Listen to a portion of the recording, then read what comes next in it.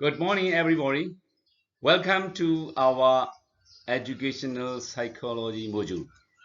I'm Professor Nyamancho, your module supervisor, and Lieutenant Colonel Dowema A is also your module supervisor. Colonel Meng and Captain Jodato are your facilitators. Do you have motivation to learn? I think you all have motivation to sleep, motivation to eat, and motivation to take a break or take a rest. Anyhow, now let's motivate to learn.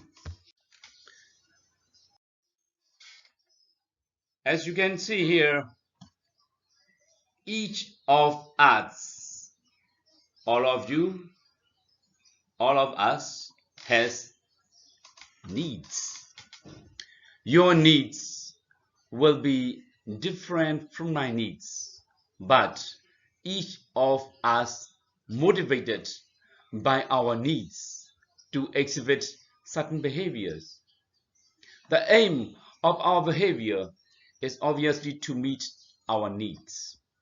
Whether our needs are satisfied or not can then cause us to change our needs. In this way, the cycle begins again and again with our new needs, potentially causing us to exhibit the new behavior. Motivation is derived from the word motives, or a need that requires satisfaction.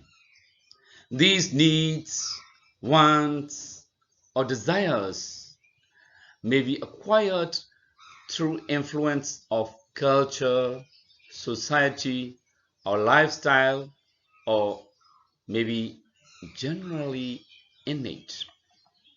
An individual's motivation may be inspired by outside forces, that is extrinsic motivation, or by themselves, intrinsic motivation. Motivation has been considered one of the most important reasons to move forward. Motivation results from the interaction of both conscious and unconscious factors.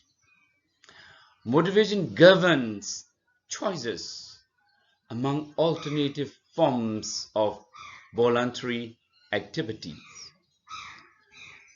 Here, some definitions. Motivation is the internal state or condition that activates behavior and give it direction. Or motivation is the desire or want, energizes and directs goal-oriented behavior. Or influence of needs and desires on the intensity and direction of behavior. Or motivation is the arousal, direction, and persistence of behavior. Okay. I like to define motivation as a process whereby goal-directed activities are initiated and sustained. We have four key concepts. This definition highlights four key concepts. Motivation is the process. It focuses on a goal, and it deals with both the initiation and the continuation of activity directed at achieving that goal.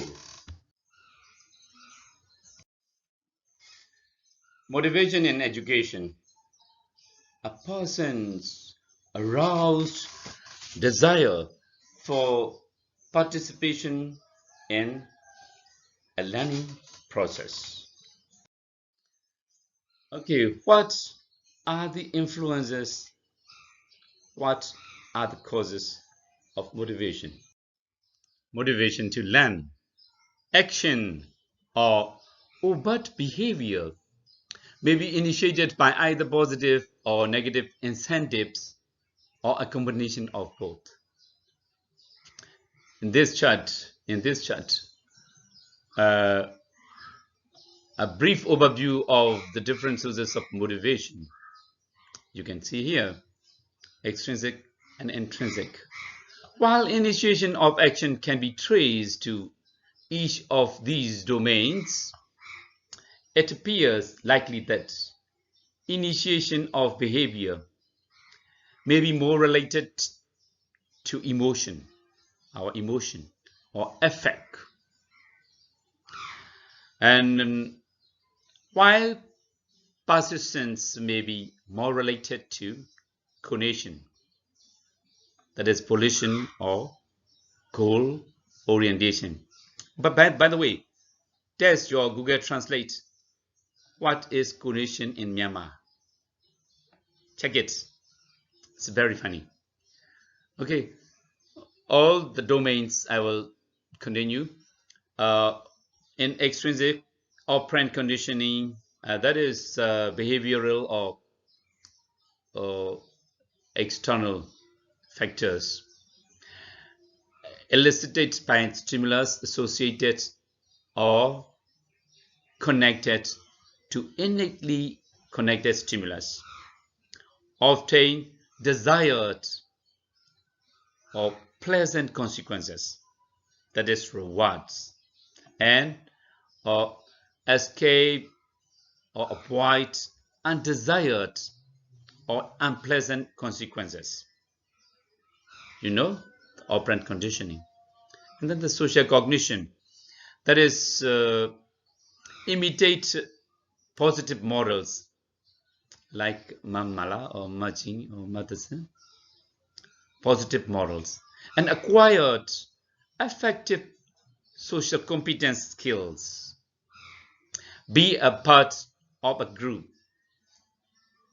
medical education group, or military medical professional group, or institution or community, that is our to be a part of, that is like that social cognition. This also extrinsic and also an intrinsic. And then the go to the biological, may increase or decrease stimulation, that is arousal, or activate senses such as touch, taste, smell, etc., and decrease hunger, you know, decrease hunger, or decrease thirst, or decrease the discomfort, etc., to maintain our homeostasis or our balance, that is biology domain. And then the cognitive domain, cognitive means it's maintain attention to something interesting or threatening, developed meaning or understanding, increase or decrease cognitive disequilibrium, uncertainty, solve a problem or make a decision, figure something out, or eliminate threat or risk, that is cognition. And then affect or our emotion is increase or decrease affective dissonance, increase feeling good, you know, and decrease feeling bad, increase security of or decrease threats to self-esteem, and maintain the levels of optimism and enthusiasm, that is affect. And then the spiritual, we understand the purpose of one's life, our life. What is our life? We must understand the purpose of one's life, and then connect self to ultimate unknowns, and then now we reach the conations that meet individually developed or selected goal, or obtained a personal dream, or developed or maintain self-efficacy, take control of one's life, and eliminate threats to meeting goal or obtaining our dream, reduce others' control of one's. That is condition. The most important here is initiation of action is related to emotion or affect, and persistence is more related to cognition. Okay, thank you.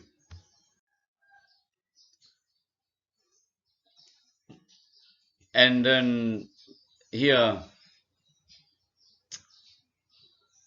categories of motivation. Motivation as instinct, that is innate and untaught. We all are born to be motivated. Born to be motivated. When psychologists first try to explain motivation, they turn to instincts, inborn patterns of behavior that are biologically determined rather than learned, innate and untaught. Animals, all animals, including human, are born pre-programmed with sets of behaviors essential to their survival. Those instincts provide energy that channels the behavior in appropriate directions. Hence, sexual behavior may be a response to an instinct to reproduce. And exploratory behavior may be motivated by an instinct to examine one's territory. This instinct approach presents several difficulties. For one thing, psychologists do not agree on what or even how many primary instincts exist. One early psychologist suggested that there are 18 instincts. But now many researchers and the sociologists claim that there are exactly 5,759 distinct instincts. Many instincts. Motivation as needs and drive. A drive is motivational tension. It's a motivational tension or arousal that energizes the behavior to fulfill a need. Many basic drives, such as hunger, or thirst, sleep, and sex, are related to biological needs of the body or the species as a whole. These are called primary drives. Primary drives contrast with secondary drives in which behavior fulfills no obvious biological needs. That is achievement motivation. And secondary drives, the prior experience and learning brings about needs. For instance, some people have strong needs to achieve academically and professionally. We can say that their achievement needs is reflected in a secondary drive that motivates their behavior. Need for success and fear of failure. That is achievement motivation. And then instrumental motivation.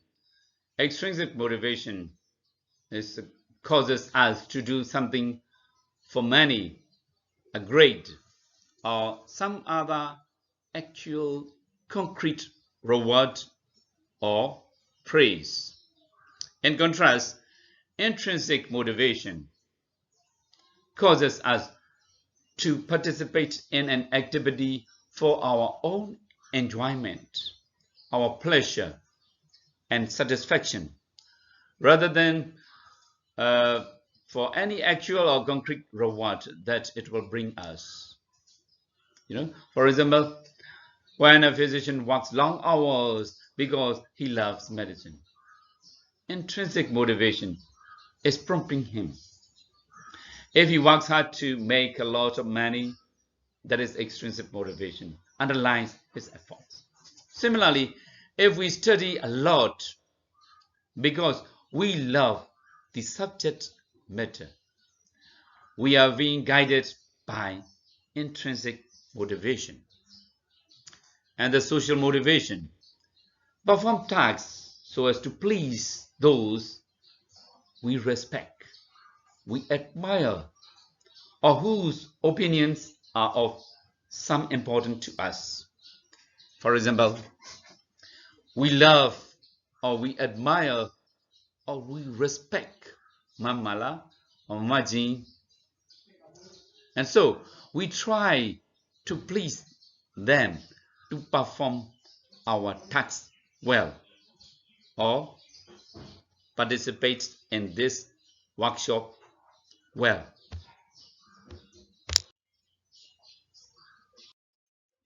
This is ARCS. It's an abbreviation for attention, relevance, confidence, and satisfaction. The ARCS model is an approach to instructional design that focuses on the motivational aspects of the learning environment by addressing four components of motivation: arousing interest, creating relevance, developing an expectancy of success, and increasing satisfaction through intrinsic and extrinsic rewards. Here also ARCS model and some details in it. These here, as you know, attention, relevance, confidence, and satisfaction. Theories of motivation. Each of the major theoretical approaches in behavioral learning theory posits a primary factor in motivation. Classical conditioning states that biological responses to associated stimuli energize and direct behavior. Operant learning states the primary factor is consequences. The application of reinforcers provides incentives to increase behavior. The application of punishers provides disincentives that result in a decrease in behavior. That's you have already known. Theories of motivation. This is humanistic theories. One of the most influential writers in the area of motivation is Abraham Maslow, who attempted to synthesize a large body of research related to human motivation. Prior to Maslow, researchers generally focused separately on such factors as biology, achievement, or power to explain what energizes, directs, and sustains human behavior. Maslow posited a hierarchy of human needs based on two groupings: deficiency needs and growth needs. Within the deficiency needs, each lower need must be met before moving to the next higher level, up to the self-actualization. This is the Maslow's hierarchy needs. Once each of these needs has been satisfied, if at some future time a deficiency is detected, the individual will act to remove the deficiency. The first four levels are here physiological needs. That's hunger, thirst, or bodily discomfort, etc. And safety needs or security needs. is the want to be out of danger or out of threat. And number 3 level is belongingness and love needs. That is, we want to affiliate with others, or we want to be accepted. And then the next level is esteem needs, is to achieve or to be competent or want to gain approval. We want to get recognition. That is esteem needs. According to Maslow, an individual is ready to act upon the growth needs if and only if the deficiency needs are met. Maslow's initial conceptualization included only one growth need: self-actualization. Self-actualized people are characterized by being problem-focused, and incorporating an ongoing freshness of appreciation of life. And then a concern about personal growth, and the ability to have peak experiences, to get peak experiences. Maslow later differentiated the growth needs of self-actualization, specifically naming 2 lower level growth needs prior to a general level of self-actualization. And on beyond that level, the growth needs, and this revised formulation are number 5, cognitive. Thus, we need to know and we need to understand and we need to explore. Number 6 is aesthetic needs. Symmetry, order, and beauty. That is aesthetic needs. Number 7 is self-actualization. To find self-fulfillment and realize one's potential. To find your fulfillment and realize your potential. And then the self-transcendence is to connect to something beyond the ego, or to help others find self-fulfillment and realize their potential. Maslow's basic position is that as one becomes more self-actualized and self-transcendent, one becomes more wise, develops the ability to efficiently and effectively make decisions and solve the problems based on personal experience, and become fluid in interacting with the environment and a wide variety of situations.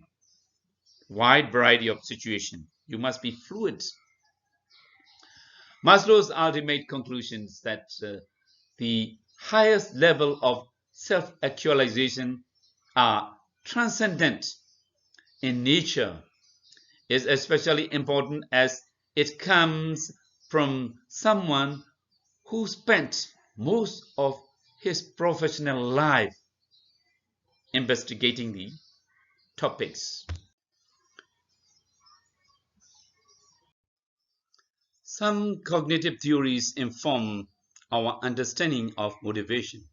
They address the specific cognitive phenomena that can influence motivation, represent a particular factor of motivation, describe a form of expression of motivation, or explain a process through which it can occur or it can be enhanced. Many cognitive theories. So many cognitive theories and many cognitive phenomena, but we will discuss the important ones.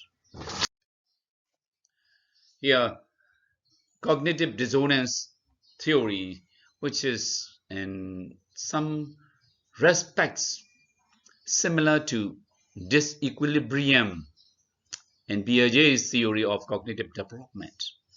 This theory was developed by Leon Festinger. He is a social psychologist and states that when there is a discrepancy between two beliefs, two actions, or between a belief and an action, individual will act to resolve conflict and discrepancies.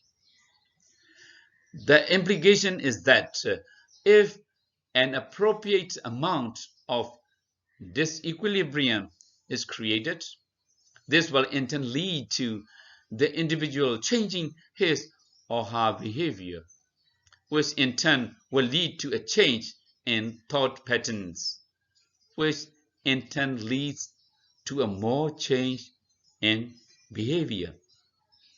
As suggested by Leon Festinger, cognitive dissonance occurs when an individual experiences some degree of discomfort resulting from an inconsistency between two cognitions, their views on the world around them, and their own personal feelings and actions. Attribution theory is also one of the cognitive approach. This theory poses that every individual tries to explain success or failure of self and others by offering certain attributions. These attributions are either internal or external and are either under control or not under control. Here, this chart shows the 4 attributions that result from a combination of internal or external locus of control and whether or not control is possible. And teaching learning environment, it's important to assist the learner. It's important to assist the learner to develop a self-attribution explanation of effort, internal and control. If the person has an attribution of ability, internal, no control, as soon as the individual experiences some difficulties in learning processes, he or she will decrease appropriate learning behavior. For example, I'm not good at this.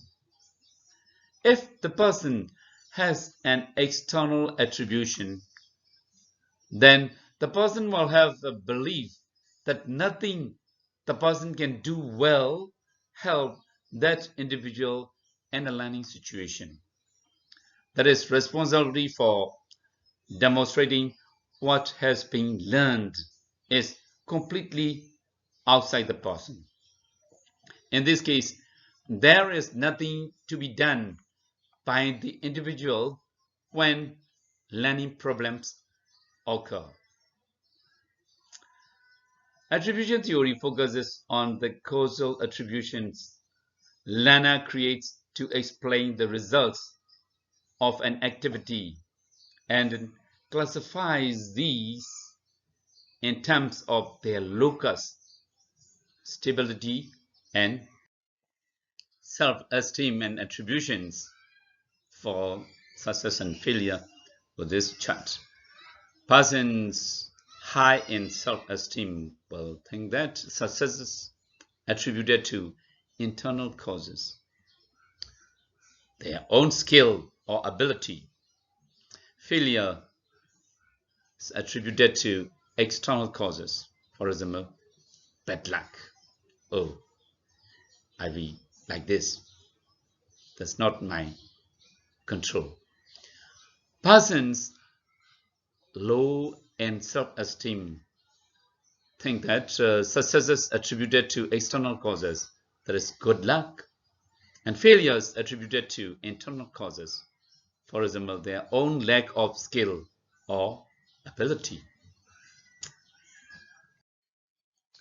Here, expectancy theory is a Brooms, which proposes the equation, since this formula states that the three factors of expectancy, perceived probability of success, and instrumentality, connection of success and reward, and valency or value of obtaining goal. Those all are to be multiplied by each other. A low value in one will result in a low value of motivation. Therefore, all three must be present in relatively high levels in order for motivation to occur. That is, if an individual does not believe he or she can be successful at a task, or the individual does not see a connection between his or her activity and success, or the individual does not value the results of success, then the probability is lowered that the individual will engage in the required learning activity. From the perspective of this theory, all three variables must be high in order for motivation and the resulting behavior to be high. Goal setting theory, that's Locke's goal setting theory, an integrative model of motivation, sees goals as key determinants of behavior. Possibly the most widely applied, the goal setting theory stresses goal specificity, difficulty, and acceptance, and provides guidelines for how to incorporate them into incentive programs. Locke's recipe for effective goal settings include setting of challenging but attainable goals. Too easy or too difficult or unrealistic goals don't motivate us. Remember, setting of challenging but attainable goals. Attainable goals. Too easy, too difficult, or unrealistic goals don't motivate us. Setting goals that are specific and measurable. These can focus us toward what we want and what we can help. It can help us measure the progress towards the goal. That is by means of assessment and evaluation. Goal commitment. We must be committed. Goal commitment should be obtained. if we don't commit to the goals, then we will not put adequate effort towards reaching them, regardless of how specific or how challenging they are. Strategies to achieve this could include participation in the goal-setting process, the use of extrinsic rewards, and encouraging intrinsic motivation through providing feedback about goal attainment. It's important to mention here that pressure to achieve goals is not useful because it can result in dishonesty and superficial performance. Support elements should be provided. For example, encouragement, needed materials and resources, and moral support. That's important. Knowledge of results is also essential. Goals need to be quantifiable and there needs to be feedback. This is the motivation scale you see from low engagement to high engagement. First, refusal, they don't want to do, and then interested, and obsessed, and compulsion, and then involved. It's motivation skills. Here, actions that teachers can take to increase motivation on a classroom task. There are a variety of specific actions that the teachers can take to increase motivation on a classroom task. In general, these fall into two categories as discussed above: intrinsic motivation and extrinsic motivation. As a general rule, teachers need to use as much of intrinsic suggestions as possible, while recognizing that not all students will be appropriately motivated by them. The extrinsic suggestions will work, but it must be remembered that they do so only as long as the student is under influence of the external factors. When outside of that influence, unless the desired goals and behaviors have been internalized, the learner will cease the desired behavior and operate according to his or her internal standards or to other external factors. Here the intrinsic ones explain or show why learning particular content or skill is important, allow students some opportunities to select learning goals and tasks. And we have to create and maintain curiosity, and we should provide a variety of activities and sensory stimulations and provide games and stimulations. Such goals for learning relate learning to students' needs and help students develop plan of action. That's intrinsic ones. And extrinsics provide clear expectations, give corrective feedback, provide valuable rewards for simple learning tasks, make rewards available, allow opportunities for students to observe more correct exemplars. So a final experiment that I want to mention to you is our fairness study. And so this became a very famous study, and there's now many more, because after we did this about 10 years ago, it became very well known. And we did that originally with capuchin monkeys, and I'm going to show you the first experiment that we did. It has now been done with dogs, and with birds, and with chimpanzees. But with Sarah Brosnan, we started out with capuchin monkeys. So what we did is we put two capuchin monkeys side by side. Again, these animals, they live in a group. They know each other. We take them out of the group, put them in a test chamber.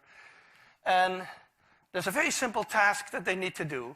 And if you give both of them cucumber for the task, the two monkeys side by side, they're perfectly willing to do this 25 times in a row. So cucumber, even though it's really only water in my opinion, but cucumber is perfectly fine for them. Now, if you give the partner grapes, the food preferences of my capuchin monkeys correspond exactly with the prices in the supermarket. And so if you give them grapes, that's a far better food, then you create inequity between them. So that's the experiment we did. Recently, we videotaped it with new monkeys who had never done the task, thinking that maybe they would have a stronger reaction, and that turned out to be right. The one on the left is the monkey who gets cucumber. The one on the right is the one who gets grapes. The one who gets cucumber, note that the first piece of cucumber is perfectly fine. The first piece she eats. Then she sees the other one getting grape, and you will see what happens. So she gives a rock to us, that's the task. And we give her a piece of cucumber, and she eats it. The other one needs to give a rock to us. And that's what she does. And she gets a grape. And she eats it. The other one sees that. She gives a rock to us now, gets again cucumber.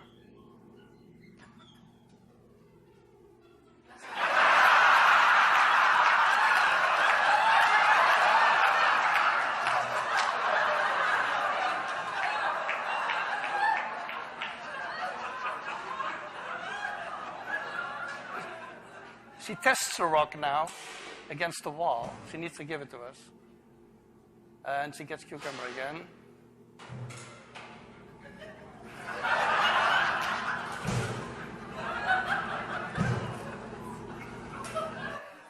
So this is basically the Wall Street protest that you see here.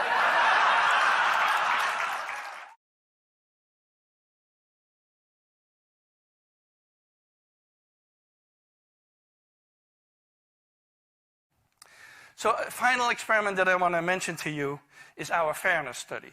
And so this became a very famous study, and there's now many more, because after we did this about 10 years ago, it became very well known. And we did that originally with capuchin monkeys, and I'm going to show you the first experiment that we did. It has now been done with dogs, and with birds, and with chimpanzees. But with Sarah Brosnan, we started out with capuchin monkeys. So what we did is we put two capuchin monkeys side by side. Again, these animals, they live in a group. They know each other. We take them out of the group, put them in a test chamber.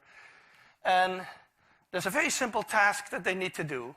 And if you give both of them cucumber for the task, the two monkeys side by side, they're perfectly willing to do this 25 times in a row. So cucumber, even though it's really only water in my opinion, but cucumber is perfectly fine for them.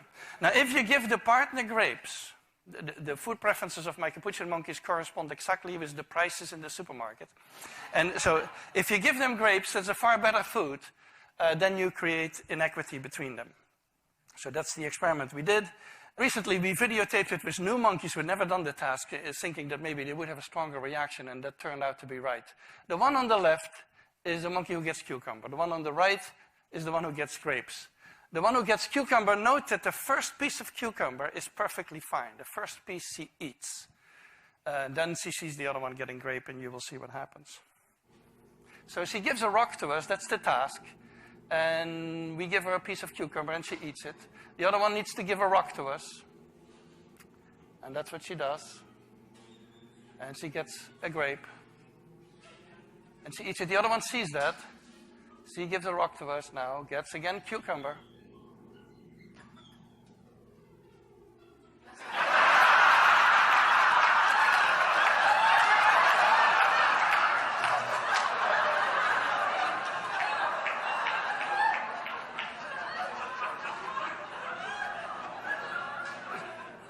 She tests the rock now against the wall. She needs to give it to us.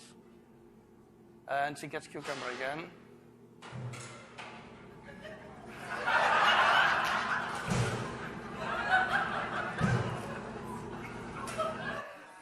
So So this is basically the Wall Street protest that you see here.